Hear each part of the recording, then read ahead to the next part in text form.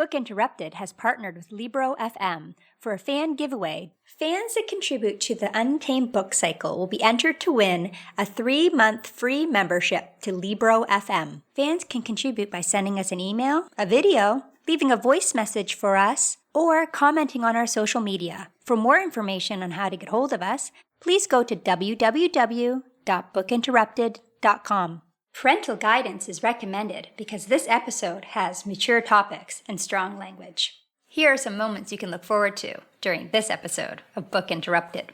I had nightmares. I couldn't function.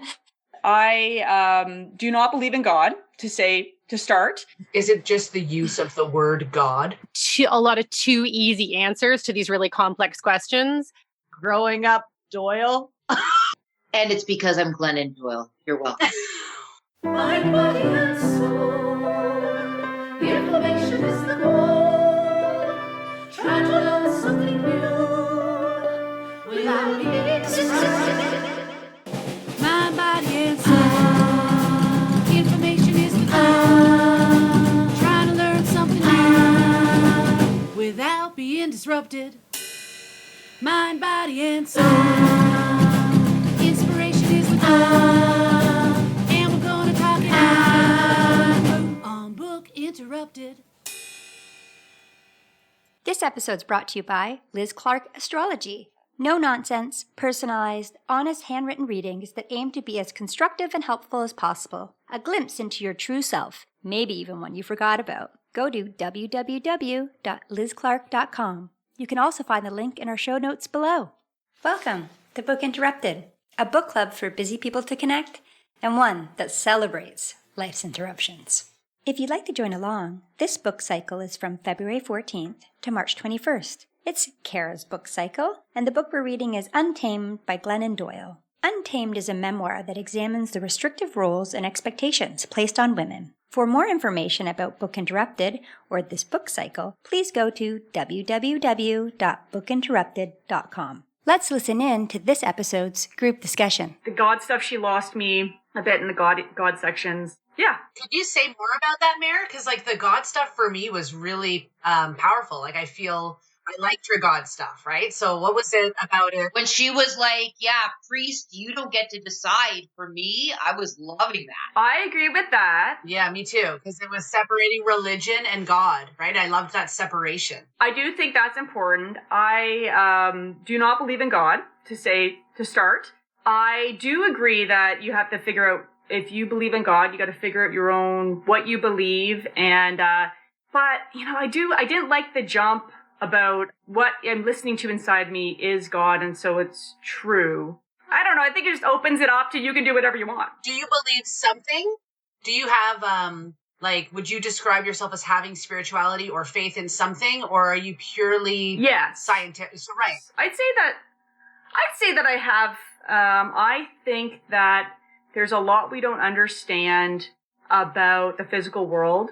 Yeah, I think there's a connectedness we don't understand. Even about how human beings are, we're still learning. We are very complicated beings, and we're still learning about that. So is it just the use of the word God, the name God? No.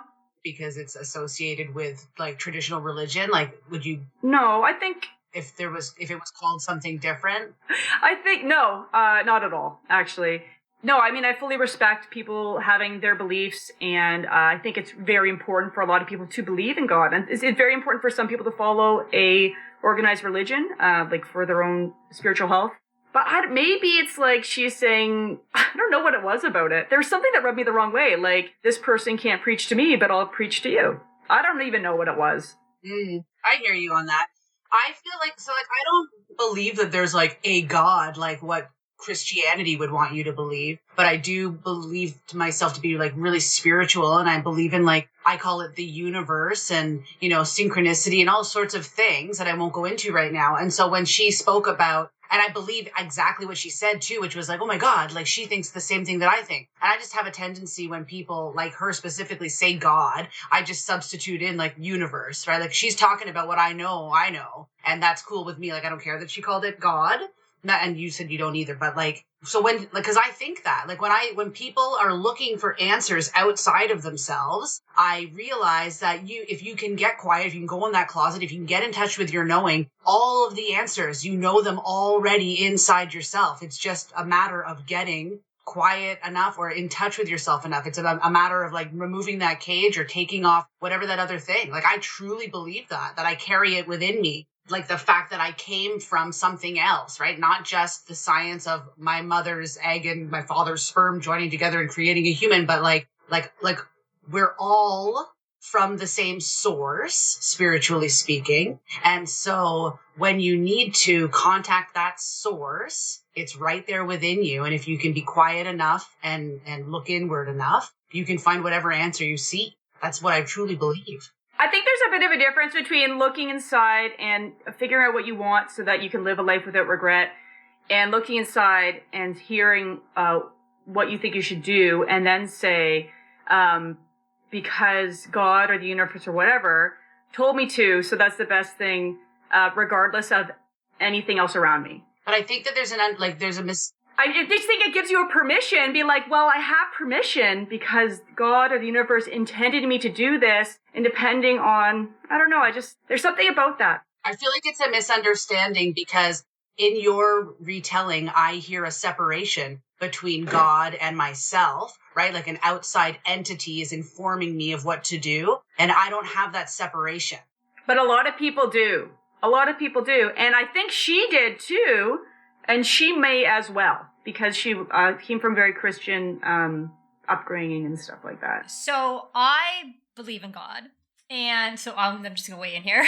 So I like what she said, that God's within, because I feel like that. I feel similar to her, but she also rubbed me the wrong way in this form as well, only because, like, I have my beliefs, and for me, they're just private. And I would never, personally, try to like convince someone else of them. And I feel like in the book, she's kind of, and I realize that's her wife, so maybe that's why, but I feel like she's feeding God to Abby, and it's rubbing Abby, like she's not into it. So just let it be yourself. So I'm same thing. I'm reading it. I believe everything she does, like God's within. You can touch, like, God is, like I say to my kids, like, God's like the wind, like you can't see it, but everything's connected. We're all made of what I feel like is God and whatever. I probably don't even talk to you guys about it very much because it's just personal for me. It's private. And I think everyone has the right to have their own beliefs and live their life the way they live them. And I just feel like there was a little bit of like forcing her beliefs, and how maybe her beliefs are even better than organized religion's beliefs. And not necessarily, not all people who follow organized religion are like mean and bad and telling people that they're doing the wrong things. Like, this is the right way to believe in God. And I didn't like that. Well, I feel like it was coming from, I felt like Abby was expressing some pain because she was formerly religious and she felt rejected by her religion. And so she felt like she could either be herself or have God in her life. And so I don't think that Glennon was doing anything sweeping. I think she was responding specifically to her partner's pain in an attempt to ease it by redefining what God is. And she was basically saying God is not religion. God is the thing that like loves you anyway. I can't remember, like it was really, really poignant what she said, but she said, God is not your religion. God is not the priest that says homosexuality is not allowed. You know, you take God with you when you leave that environment. We can visit the church, but like the love of God or spirituality, whatever, like you still have that. I think she was saying it in response. I don't think she was trying to push her beliefs on Abby. But she's saying it as if she knows. Do you know what I mean? Like the way she was saying it is like she's describing what God is because she definitely knows. But I think what she's describing too is the thing that's common among all religions of the people who are not using their religion as a weapon, which is God is love. That's what all kind of religions believe, and like at the core. And so she was just restating that as well, right? And like, so she thinks that she knows it, but like it was kind of though served on a dish of, And it's because I'm Glennon Doyle. You're welcome. You know what I mean? Like, I think everything you're saying is very true and wonderful, KJ. And I also like Mare, everything you're saying, like, we don't need to define it. Like, we don't need to talk this to death. But I'm curious what Lindsay thinks about the book. I didn't hate it. I thought the stories were good, like you all are saying. I didn't hate it. You know, I think what a lot of you are touching on too, or everyone but Kim maybe, is that I feel like she had a lot of too easy answers to these really complex questions. And it was too much like, well, if you do this and I know, and then it's going to be fine and you're going to know and you're going to. And, you know, for you, Kim, that makes sense because you know yourself just the same and you can do that inside. Think of someone who grows up, you know, in a different environment, who grows up with abusive parents or who everybody has their own story. And I think that I would have preferred her to just tell her story and tell her story. Not, she was very like glassy over, like it was not, she wasn't, and at one point she says she's happy and that's why she's not as angsty or in her writing. And I think I wanted to, like when someone tells a story, I want to feel what they're feeling. And she was more just like telling you things. She like threw things at you and then she had these like, her morals or her ideas of, well, if you do this, then everything you're going to be as happy as me. And I know there's other, like there were things I really liked about it. But I just felt like it was a, like glassy, easy answered something that like, you know, somebody who's a white Christian woman would pick up and sorry, not to offend all of us white, you know, women, but just to say like to pick up and be like, oh yeah, now I know I can be within myself. And I don't know. I just felt it wasn't inclusive enough and she was like, she talked about racism and sexuality. And I think all those were the bare minimum, like it was great. It's great for women who aren't exposed to, you know, racism or not racism, but like people of color or LGBTQ people. You know, for them, it was great. It would be great because then you get that experience to understand those things on a very basic level. But I just wanted more. I wanted more of her story. I wanted more of her angst. I wanted her to tell more of her personal stuff and less of her telling you what to do. I would recommend it for some people, but I would never read it again. For me, it was a meep. No, it was a meh. Meep. So I thought it was too easy. It was too easy answers. I would definitely recommend it to people. In fact, I'm even going to recommend it to my daughters. Like seriously, I would love to, because there's some passages that are so beautiful when she gets into the water and the ocean and the buckets and the glasses, like those analogies. I like that analogy too. I was like, oh, the symbolism. I'm like, it's fucking beautiful. Like, it's so good. Because how do you explain, to Lindsay's point, there are some complex topics that are included in this book. Like, how do you even begin to touch upon them? And I think, Lindsay, you're right. If you were to stay with the storytelling, but go all in, like when she got really messy by sharing the story about how she had like rigged. Oh yeah, spoiler alert. Oh yeah. I love that one. When she had rigged in high school, I was like, yeah, like that. I was like, tell the story. See, I love that story because it was negative. It was like really real. It was so vulnerable. It was so much more real than anything else. It made me cringe. Yeah. It was so good. It was a fantastic little gem. Yeah. But I loved it because she wasn't telling us what to do, how to think or feel or do. She was willing to go. Maybe that's why I liked that section. Yes, because she got so messy. It was actually memoir-like, being like, I did this and look at this terrible life I had. And then the last section was like, I did this and you should do this. That's and you the difference. Can do this. And it was all about, the first section was me, memoir. Yeah. And the second part was me, I did this to get out. And the third section was like, I did this and now you should. And you should, and you should, you should. I guess that's probably why. The last section rubbed me the wrong way. Is that just the sense that you got? Like, she didn't actually say people should start doing this. She wasn't actually saying you should, you should. She'd say things like, you can do this and you can do that. And there's a lot of more like, I did this and you can. Most of us said we'd recommend the book. I don't think we're saying we wouldn't recommend the book. I think we're saying Like for me, I really liked the book. Like I enjoyed it. There was just like Leah was saying, there was just this something, and it took me like a week or so to figure out what was it that made me not like gush over this book. I was like into it. Like it was a fast read. I was reading it other than, actually, I took 2 days off when I got to that part. Ooh, yeah, Mary, you said. About the kids that were taken away from their parents at the border, the U.S. border. So I had to take 2 days off from reading it, from starting that chapter. But what I found out was really cool, because I felt like her. Like I totally shut down when that happened. I had nightmares. I couldn't function.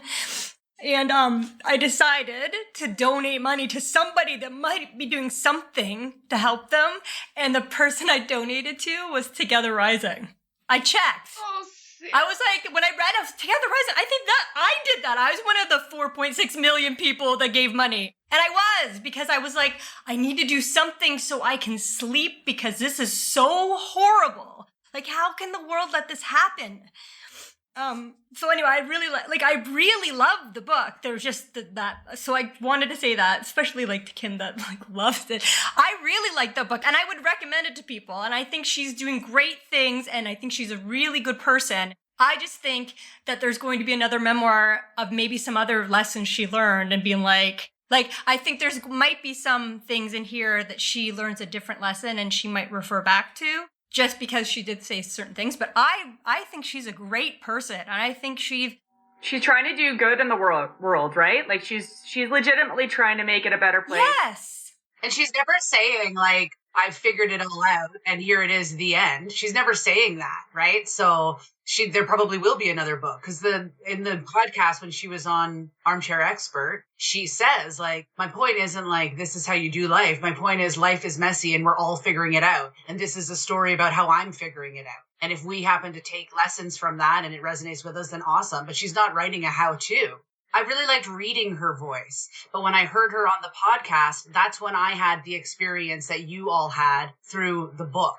I liked her less from hearing her on the podcast. She became less authentic to me. Yeah, salesmanship. Yes, and she regurgitated stories from the book instead of, it seemed like, having actual genuine conversations. So I just want to say that, because I don't want to be perceived as like completely, fully on board with everything. Her messages, like, they resonated with me hard, and I feel like that. I do think things are simple. Anyways, I don't want to get into it because I fear I might be naive, and I don't want to, have too much time talking about it and then be later proved dramatically wrong. No. And, when I heard her speaking as an actual person, I liked her less, because she came off like the book was authentic enough for me and her in real life was not. Maybe that's her trying to maintain boundaries, though, because she probably picked the stories very carefully. I don't think that chick has boundaries, man. Like, I can't help but think that... Everyone has some. Well, sure, of course. Even Kara. Of course, sure. Even Kara, who wants to be naked all the time. Oh, even Kara. All the time. Who wants us to see her insides. But you wanted to ride the cheetah naked. You give us messages in the bath. I mean, like, as far as boundaries go, Kara's got the least in the group. This interruption is brought to you by Strange Things, a self-published children's book written by Anne Amos and illustrated by Leah McBean. Find the digital ebook on Amazon.ca. Book interrupted. Okay, here's an interruption for ya. How about trying to come up with something different for dinner every day of your life for the rest of eternity? I find it difficult. What should I have? I find that I rotate the same options over and over again, and they're my favorites, obviously, or the easiest to prepare, I guess, but I'm even sick of that. So I would love to hear suggestions in a Facebook group, a Book Interrupted Facebook group. That would be cool. But otherwise, yeah, I don't know what to make for dinner. So I guess we're going hungry. Book interrupted. But I also want to say that just like Women Who Run with the Wolves, I would have been happy to just read the stories and not the analysis. So this is like me again. Ah. Which is interesting for me. Like, I loved the stories. I thought her personal stories were fantastic. I just didn't like the analysis bit. So same, I just keep repeating this pattern, hopefully not the whole thing. Did anybody else find themselves really digging Abby? Like I was like, and I was already like OCD Glennon, and then I got to a point where I was like, actually, Glennon, just move over here a second. I'd like to get to know this Abby, like. Well, Abby also writes books, Kara, if you want to read hers. Right? Oh, I want to check it out. I was just like, she's one cool chick. What's her called? Like Wolfpack or something? Does she have one that's got like a wolf? Wolfpack. So I feel like Abby's personality, while reading the book, I really like Abby a lot. And her personality reminds me of my husband so much. Because of the soccer. Like, so much. And grounding. Maybe the soccer too. Right, the soccer, the grounding. Like her being like, I am a doer and I know how to do everything right. And she's like, and then her sister being like, just pretend. She's like, I'll pretend until Abby does it wrong and I have to swoop in with my great doing everything ideas and then everything works out. That's my husband. It's totally you and Mamadou. Yeah. Yeah, that was a beautiful. The love story is my favorite part. Her and Abby's story. That's definitely my favorite. And then her and her daughter. And did anyone else feel like the one child of hers got like lots of like highlights and accolades, and the other two were like? Does anyone else feel like at one point when Tish grows up, there's going to be growing up Doyle? Like how my mother scarred me by writing an entire book about me. Yeah. And my polar bears. Yeah, about how sensitive I am. Yeah. I just think that Glennon really sees herself in that daughter. And so a lot of her lessons come through that daughter's experience. And like, I bet. Made me nervous. Made me so nervous. I liked it because I like that, like seeing behind the curtain. But oh my gosh, the whole time I was like, oh my God, Tisha's going to grow up and fucking be pissed. Yeah. I hope not. Maybe to her defense, maybe she asked her children, maybe she wrote some stories and said, are you okay with me putting this in? Like she may have gone and asked them for each one. Although, can you imagine, did her son say, yes, put in the one about the pornography? Maybe. He's like, yeah, I watch it. So what? I don't know. But maybe she asked. Maybe they were okay with it. Or maybe some of them said no to some of them. I don't know, right? Maybe that's why they weren't in it as much. We can ask her if we ever have Glennon on. she's not going to want to come on after what I said. I think it'd be good. Sorry, guys.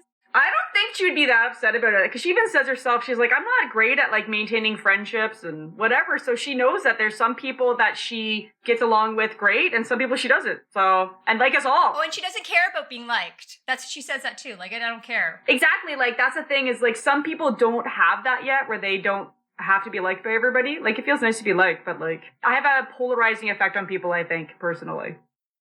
It's book report time. We're going to find out from each member their final thoughts, and do they recommend the book? Let's listen. Talking about Untamed by Glennon Doyle. Finished the book, love the book. Would I recommend it to others? Absolutely. Have I been already? Rather compulsively.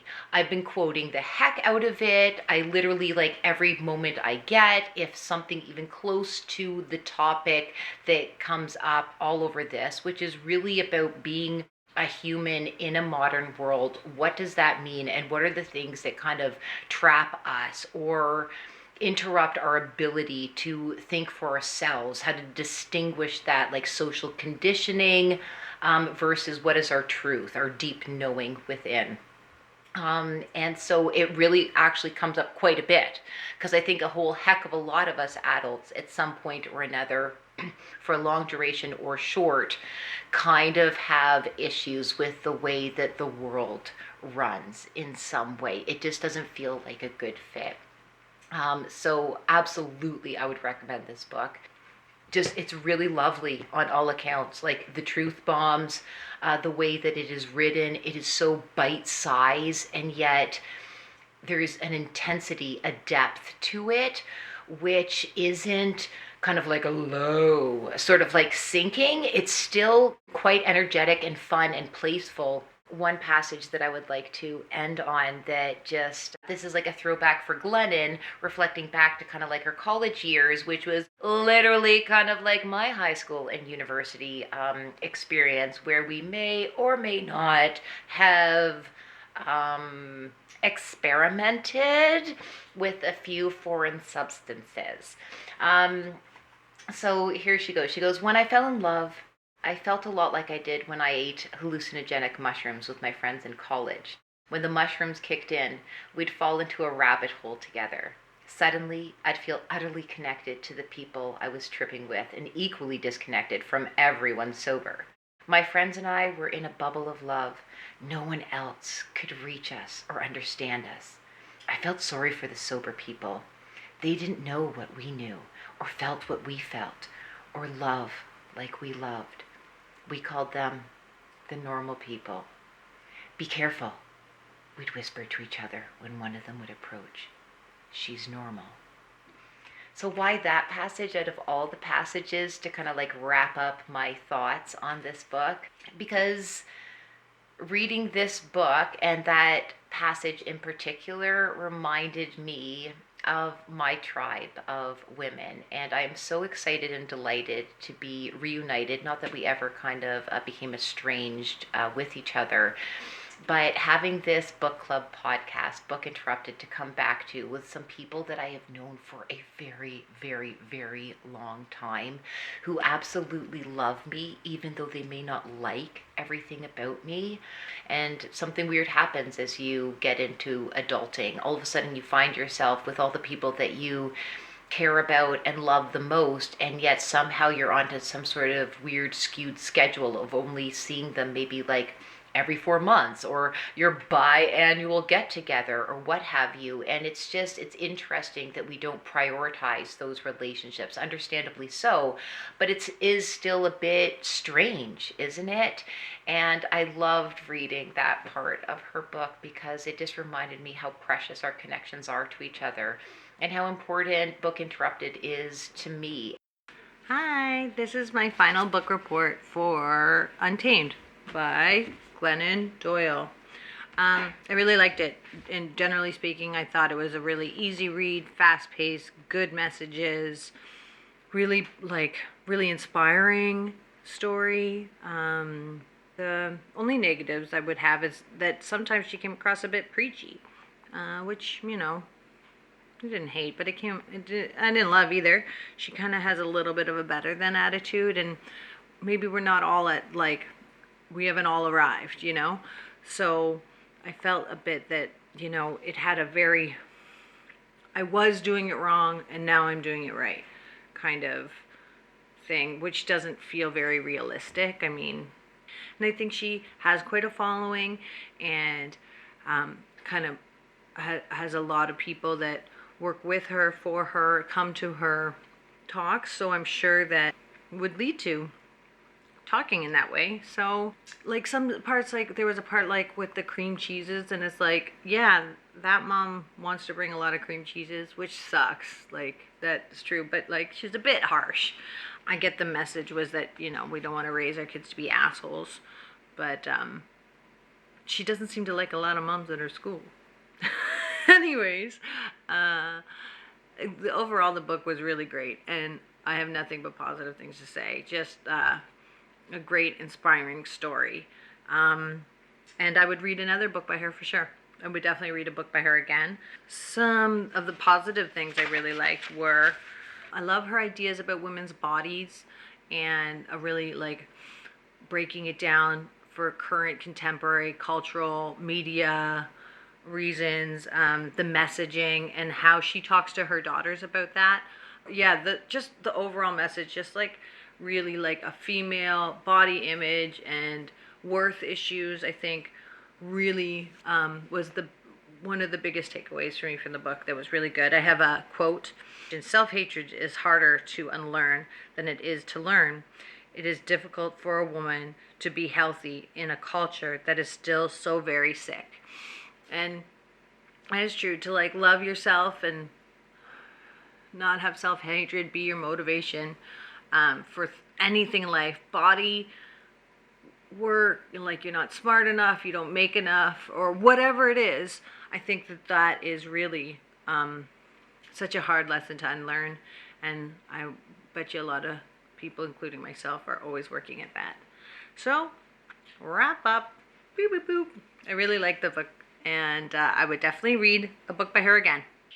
First, want to say that in the beginning, in my first personal journal, I had said that I was really kind of excited about the book. Maybe not really, but kind of excited about the book. That I thought that I would like it because I was worried she was going to tell, not show. And in the first bit, she was telling all these stories, and I felt like she was showing and not telling. But then, unfortunately, now that I finished reading the book, I think that she told more than she showed. For me, the strengths of this book were her stories. I found her musings to be too easy answers to complicated topics. And I like and agree with a ton of the stuff that she was saying and writes about, but I think it was told too safely. It feels too controlled, like it's wrapped up in a little bow. She writes that she is happy now, and then that's why we can't feel her struggle as much. But I want to feel her frustration through her writing instead of just being told it. That being said, I think Glennon Doyle is a really great bridge for people and women in particular of a certain demographic. She was originally a Christian blogger, and she's pretty and blonde and white, and she has an in to be able to teach many people who have not been or aren't exposed to LGBTQ people, people of color. And her messages of equality, of faith, of anti-racism are messages that need to be heard. And it's put in a really easy to read format, coming from someone who used to be them or who looks like them. Would I recommend Untamed? I wouldn't read it again, but I'm not unhappy I read this book. It's not life-changing for me, and nothing that she said was groundbreaking for me. But I enjoy the stories and hearing about her life and her viewpoint. So that's how I feel. I don't know if I answered the question of whether I would recommend or not. I will leave it up to our listeners to decide. I would definitely recommend this book. I really like this book. Each chapter was very precise, and it was very easy to read and get through. I really liked Glennon. I think she's a really good person, and the way she relates to different issues and how she kind of paints a picture for you, I really like that. How honest she is about herself, I really like that too. I relate to her a lot. Personality, like some of her personality traits, like her empathy shutdown, definitely do that. But at the same time, like her doer, like I'm a doer too. So I'm always doing something. So I don't just sit around and do nothing. So yeah, I really like the book. I really like Glennon. I loved her love relationship with Abby. I love some of the topics she brought up because I agree with most of the things she said. I'm on the same page as her. But there was something, it took me a while to do this book report because there was something that's kind of like, what is it about the book that didn't make me go crazy for it? I figured out what it was. So there's only one tiny thick criticism I have about this book, because I really love it. In the beginning of the book, she mentions her old memoirs and how some of the things she said, like one of them she said, well, this is the horse shit I said in my first book or whatever. And I like that because it's like, oh, these are the new things I'm realizing. But by the end of the book, I think she was just right back there, like where she was in the first two memoirs, like us saying, like now she has figured out the secret formula. And this is the way that life should work out or whatever. And I feel like she's going to be back where she was here. Maybe in her next memoir, I'll be like, well, nope. Maybe she has figured it out, but I'm guessing that new lessons will come and new ways of thinking and doing things will come maybe in a different part of her life. And then she'll be like, well, this is what I saw in this book. So, but that's the only criticism, Glennon. I really love this book. I finished the book. I liked it mostly. I much preferred the first two parts, being the first part being Caged, about a caged, tamed, domesticated Glennon Doyle. The second part, The Keys, 4 steps to get out of the cage. And the last part, called Free, I have mixed feelings about. She lost me partway through because I didn't quite agree with everything she was saying. And Glennon is a good storyteller, so reading her chapters, which are each a story, it was enjoyable. And each one is tied up with a moral at the end. She tells you what the moral is and what she learned, and that's nice. The tone of the first two chapters is that of a self-help book. And so I think that's why the last section was a little bit harder to swallow, because some of the things she said were maybe a little naive. I didn't agree with everything. It was important for me to remind myself that it was in fact a memoir, even though it was being presented as advice. I think the power of the book is that it talks about a lot of different social issues. Glennon displays it as something that she's trying to get her mind around, figuring out how to deal with them, what she's learned. So it's good because the readers can then start thinking about what they think about that, possibly read up on those subjects some more, things like white privilege and patriarchy and sexuality and religion. So that's good, but you don't get very much about each of these subjects. It's just kind of an introduction, and there's a little snippet of everything about what she's learned. And maybe that's why some things come off as naive, because she hasn't figured out all of her final lessons about those things yet. I mean, she does say in the book that she might look back on some of these stories and think they were pretty naive, and that has happened to her in the past. She's very open about that. Some of her previous writings she doesn't always agree with. And so because of that, you have to read this book with a critical eye. And that's okay, because it's a book about figuring out who you are, and if you can use it to inspire yourself to figure out who you are, then I think that's great. I would like to see, at the end of Glennon's writing career, her to go back and make a compilation from each of her books, take the stories where she, as an older woman, that at the end of her career, the stories where she thinks, like, I learned my final lesson in that, and put that all together. That'd be really interesting, right? Because I'm sure I didn't read her other books, but she learned something in them as well. Obviously, they were very popular. So yes, I would recommend this book because the storytelling is good. I would definitely recommend the first two parts, and I'd recommend the last section with a qualifier that it is a memoir, and it could make you think about some interesting things. I feel like some of the things that Glennon Doyle was saying just really captured how I feel about things, and she was able to put them into succinct messages that were so gratifying for me to read.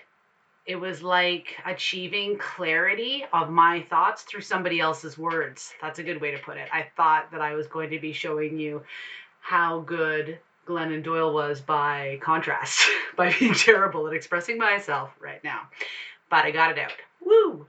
So let's see. What should we talk about? Okay, let's see some highlights. So I said in another video, I really love her take on religion. I think that's awesome. I think that's exactly right. The other thing that I like, this scared me, but also made me feel better. You know how when you see somebody screw up, it makes you feel less insecure or worried about your own screw ups. So the other thing that I liked was when she did her feminist, what would you call it, mission, or she was trying to do something pro-female, something pro-people of color. And the way that she went about it, she felt really proud, and she went to bed, and she was happy with herself. And then when she woke up in the morning, she was like totally skewered in the media because she learned a lesson the really hard way that, well, she describes it that there's two ways to be supportive of anti-oppression work. If you're not a member of the people of color group, or a minority group, I guess it would be a better way to say it, then you can use your own privilege to spearhead causes. But what that also runs the risk of doing is taking away from groups that are already established and working, that are ran by minorities, for minorities, and and also implies that you might know better or could have a whiff of white saviorism. So what she learned was it's best to take your attention and resources and anything else that you might be able to bring to the table and use it to direct the attention to these groups that already exist. So I just thought that was a really hard lesson, and I appreciated her vulnerability in owning that lesson. And I was worried, or I am worried, that I might learn that lesson because I'm interested in being supportive of people who are oppressed in general. And but I've learned a lot of information that makes me really scared too, that I'm going to do it wrong or make a mistake. So what I have to remember is that the work involves making mistakes, and that's okay. So thank you, Glennon, for being a living example. I also really like the idea of her charity, the Together Rising, about how she puts people already doing stuff in connection with the people who want to like donate and support to people doing stuff, and like connects them. That's genius to me. I love that. So I'd love to be involved in something like that, or even Together Rising itself. That would be great. The thing about it that makes me the happiest, or that makes me like, that draws me to it the most, is the honesty and the vulnerability. You can see it in that story about when she talks about how her book, Love Warrior, was getting released, or had not even been released yet. Like, it was getting released the week after she announced her divorce. That's pure human folly, and I really like that.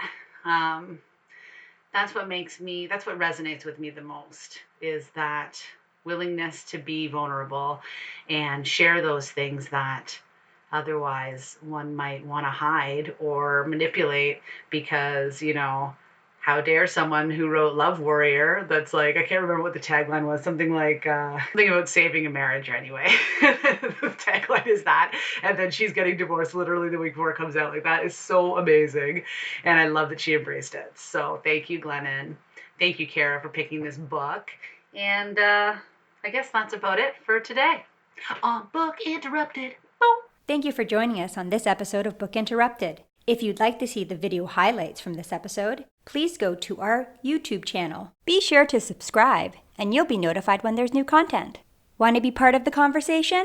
Have your voice heard on our fan episode next week. Or recommend a book, and you could be joining us for a 6-week book cycle. Find out more by going to www.bookinterrupted.com/fans. Are you a self-published author? Are you looking for a platform to reach readers? Then Book Interrupted might be just what you're looking for. We're looking for self-published authors to sponsor an episode, an interruption, or a full book cycle. Please find out more at www.bookinterrupted.com/sponsorship. Book Interrupted.